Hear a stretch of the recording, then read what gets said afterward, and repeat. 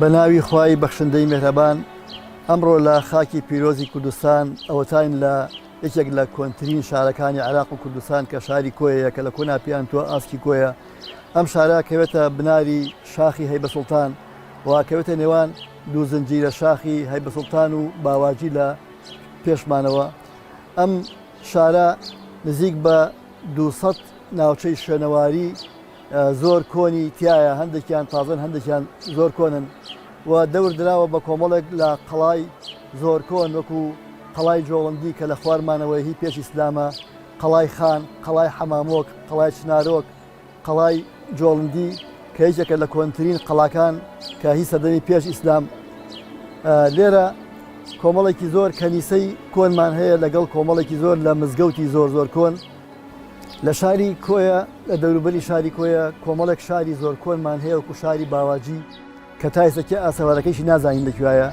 شاری هەرمۆتە کە لە پشتەوە هەندێک ئاسەوار هەیە ئەڵێن گوایە هینی ئەوەیە. لێرە ساڵی 1885 یەکەم قوتابخانە ینی ئەمە کۆنە یەکەم قوتابخانە لێرە کرایەوە و ساڵی 1970 بۆ بە یەکەم قەزا لەم ناوچەیەدا سەر بە هەولێرە. لە شاری کۆیە قەبرستانمان هەیە کە بۆ سەدەمی زۆر کۆن ئەگەڕێنەوە، هەتا هەندێک پێیان وایە هەموو ژێر شاری کۆیە قەبرستانی زۆر کۆنە، بەڵام حەو قەبرستانمان هەیە کە لێرە ئێستا بە دەوروبەری کۆیە و لەناو کۆیە جێگەیان بۆتەوە کە ئەمە هەموو دەلیلە لەسەرەوەی کە ئەم شارە کە حەو قەبرستانی زۆر کۆن و زۆر فراوانی هەبێ دیارە ئەم شارە زۆر زۆر کۆنە. لە شاری کۆیە کۆمەڵێکی زۆر بنەماڵەی زۆر زۆر کۆن هەیە، یەکێ لەوانە بنەماڵەی حەوێزیان کە تەمەنیان خۆیان ئەڵێن تەمەنمانەگەڕێتەوە بۆ 400 ساڵ لەمەوە پێش، گوایە بە کۆنترین بنەماڵەی ناوشاری کۆیە دانرێ، لە ئەسڵا لە بانەوە هاتوون بە بناوی بنەماڵەی اختیاری دینی، گوایە کاتێکە سوپای ئیسلام هاتووە بۆ بانە دوو تایفە لەوێ هەبوو، تایفەیەکیان بربەرەکانیان کردووە ئێستا بەناوبانگن بە ئەسحابەکوش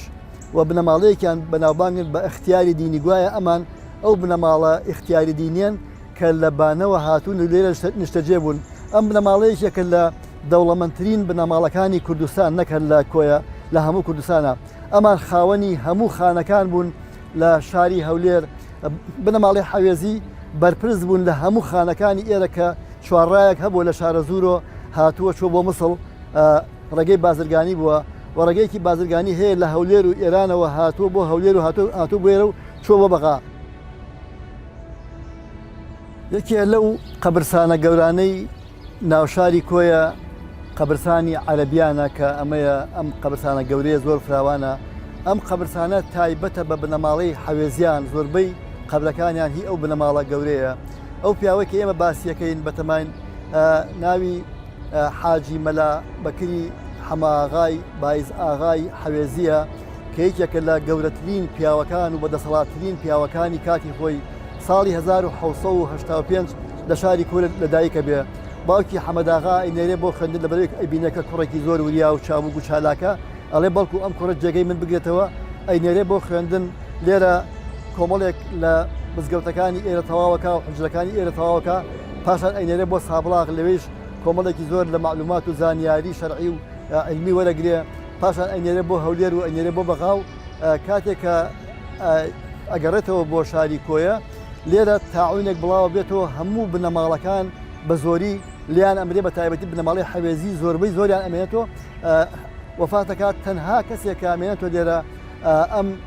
حاجی مەلا بەکرەیە، خوای گەورە لێی خۆش بێ، خۆی و دوو خوشکی ئەمێننەوە لێرە و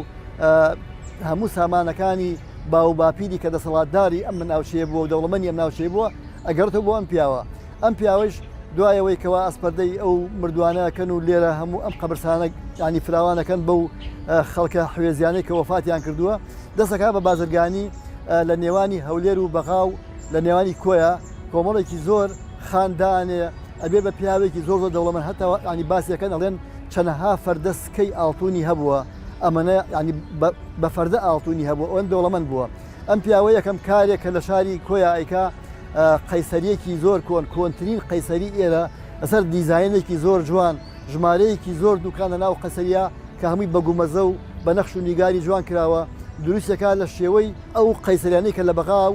لە سنا کراوە، لەو شێوە دروستەکە دوایی مەلاکانی ئێراشن بۆ لای ئەڵێت و پیاوێکی گەورە و پیاوێکی ناودار و دەوڵەمەنی کارێکی بۆ دنیای خۆ کردووە کە قەیسەریەکە ئەی بۆ کارێکیش بۆ خوا ناکەی ئەویش بڕیارە ئەڵێ کاکە بڕیار بێ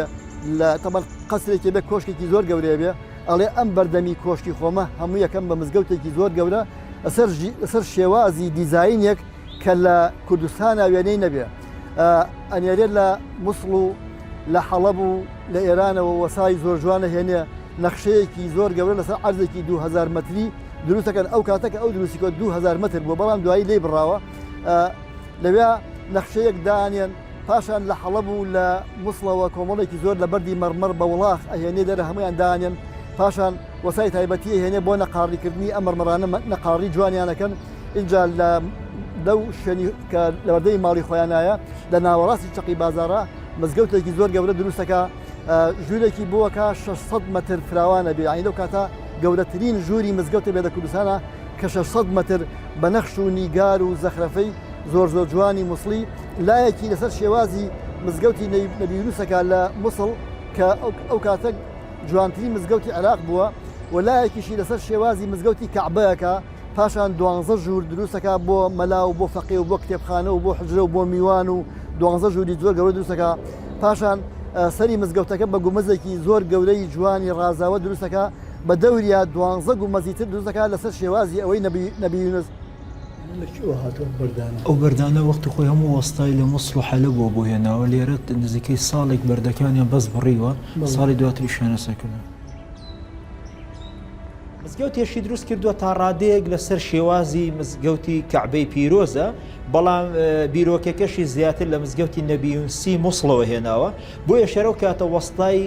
شارەزای لەباری ئەو مەڕمەڕ و بەردانە لە مووسڵ و حەلەبەوە هێناوە دەڵێن ساڵێک بەس بەردەکانیان بڕیوە ساڵێک بەس دایان تاشیوە ساڵی دووەم وردەوردە بینایان کردووە 600 مەتر بەس هۆڵەکەی گەورەیە 12 گومبەتی بچووک و یەک گومبەتی گەورەی هەیە مەلا ئەبوبەکر ڕەحمەتی خوای لێ بێ یەکێک لە کارە گرنگەکانی دوای تەواوکردنی مزگەوتەکە ئەوەیە کە مەلا مەحمووی گومبەتی ئەهێنە کە یەکێکە لە گەورەترین زاناکانی شاری کۆیە کە مفتی شاری کۆیە بێ پیاوێکە بێ زۆر شارەزا بێ لە فەلەکیات و لە حسابە هەموو زاناکانی ناوچەی کۆیە سەر بەم پیاوە بن ئەم پیاوە کاتە بە ئیمام و خەتیبی ئەو مزگەوتەی کە تەواوێکە پاشان کچی ئەم پیاوە مارەیەکە و ئەبێ بە خەزووری یعنی یەکێک لە گەورەی ئەم پیاوە ئەوەیە لە ئەم مەلا بەکرە ئەوەیە کە هەوڵیاوە بە دەوری خۆیان هەموو گەورەکان کۆ کاتەوە یەکێک لەوانە ئەم پیاوە کا بە خەزووری کچی ئەم پیاوە مارەیە کات و ئەیکا بە خەزووری خۆی ئەوە ئەیکا بە ئیمام و خەتیبی ئەو مزگەوت تەو دوایە کە عوسمانەکان ئەکەن بە مفتی ئەم ناوچەیە یەکێکە لەو کارانەی کە ئەیکا ئەسعەدی مەلا ئەسعەدی جەلیزادە باپیری مەلای گەورە کە لەوێ فەقێیە بێت لەو مزگەوتە فەقێیە بێ ئەینێرێ بۆ شام ئەبینە پیاوی کوڕێکی زۆر زۆر زیرەکە بۆ ئەوەی جێگەی خەزووری دوای خەزووری جێگەی بگرێتەوە پیاوی بۆ ئامادەکە مەلا ئەسعەدی جەلیزادە ئەنێرێ بۆ شام بۆ ئەوەی هەموو زانیارەکانی ناوچەی شام وەربگرێت و لەگەڵ خۆیان بیهێنێتەوە کاتێک هەیەتەوە فاتمەی کچی شیات یعنی ئیکا بە زاوای خۆی دوایی فاتمە دوای ساڵێک وەفاتەکە دوایی ئایشەی کچی خۆی ئاهاتێ لە ئایشێ عەبدوڵڵا بێ دوای مەلا ئەسعەد عەبدوڵڵای کوڕی ئەبێ بە کەوی زانایەکی زۆر گەورە بووە و شاعیرە بێ و نووسەرە بێ ئەیکا بە ئیمام و خەتیبی ئەو مزگەوتە دوایی لە مەلا عەبدوڵڵای مەلا ئەسعەدی جەلیزادە مەلای گەورە لەدایکە بێ کاتێکە مەلا عەبدوڵڵا وەفاتەکە مەلای گەورە ئەبێتە ئیمام و خەتیبی ئەو مزگەوتە و ڕۆڵێکی زۆر گەورە بینێ دوای مەلای گەورەیش مەسعود محەممەد کە هەندێک پێوان وایە کە قەت مەلایەتی نەکردو بەڵام ماوەیەک دوای باوکی دوای مەلای گەورە تەقریبەن بڵین 6 مانگێک ئەبێتە مەلای ئەوێ دوایی مەلا معسوومی هەورامیە هێنن کە تەلەبەیەکی زۆر زیرەکی مەلای گەورەیە بێ ئەوە بێ بە ئیمام و خەتیب ینی بەم شێوە ئەم پیاوەیەت هەم لەگەڵ بنەماڵی جەلیزادە هەم لەگەڵ بنەماڵی گۆمبەتیا کە مەلا مەحمووە تێکەڵاوێکی زۆرەکە بۆەوەی بە دەوری خۆیان ئەو پیاوە گەورانەی شەبن ئەوە ئارامگەی حاجی بەکراغی حەوێزیە ناسراوە بە قاسێت ئەوەیان ئارامگەی ئەمیناغەیە کە کوڕی گەورەیەتی ئەمیناغی ئەختەری شاعیر بەڵێ لە دوای وی ئەوەش ئارامگەی حاجی ئەسعەداغەیە حەوێزی کە لە دوای نەمانی ئەمیناغ ئەو حاجی بەکراغە و ئەمیناغا بۆتە